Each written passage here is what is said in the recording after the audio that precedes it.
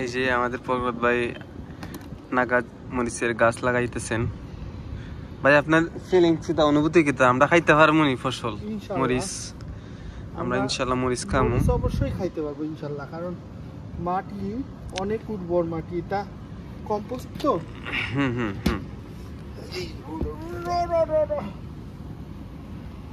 আমাদের এই যে মাঝখানে ওনার গরম লাগতেছে, উনি ড্রিঙ্ক খাচ্ছেন। পানি পানের বিরতি চলতেছে। পান করার বিরতি। লাউ গাছটার মধ্যে নেন। হ্যাঁ লাউ গাছটা উগুর মধ্যে তো বাবা, উগুর মধ্যে হয় হ্যাঁ হয়।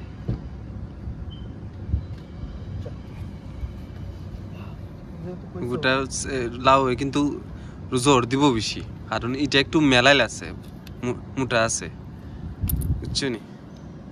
কেমনে না বা এটা মাটির নি ভাঙি ভাঙি লাও না, মাটি না, এটা প্লাস্টিক।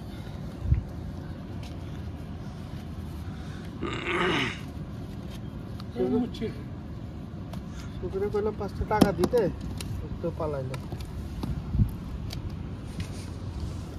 দেন বিসমিল্লাহ কইরা কদু গাছ, আমরা কদু খাইমু কয়দিন বাদে। এটা হচ্ছে কদু গাছ, আমরা কদু এখন কদু পামকিন, এটা মিঠা কদু না নি? হ্যাঁ মিঠা কদু। ফান্না কদুর গাছ দরকার, ফান্না কদুর গাছ যখন আনবো আমরা রইমু।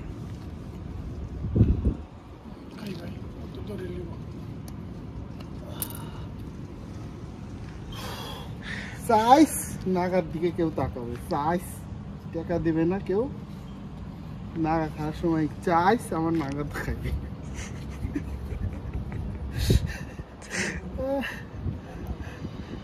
দরফুনি আল্লাহ জানো, গাছ ধরতে শীত আই হয়। হ্যাঁ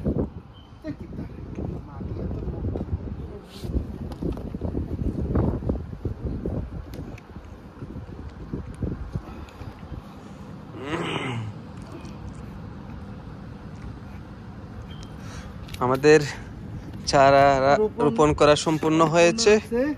এগুলা আছে নেক্সট এর জন্য রেখে দিলাম, নেক্সট আমরা এর মধ্যে চারা চারা করব। করতে পারবো। সুন্দর বাটিগুলো আমরা রেখে দিই।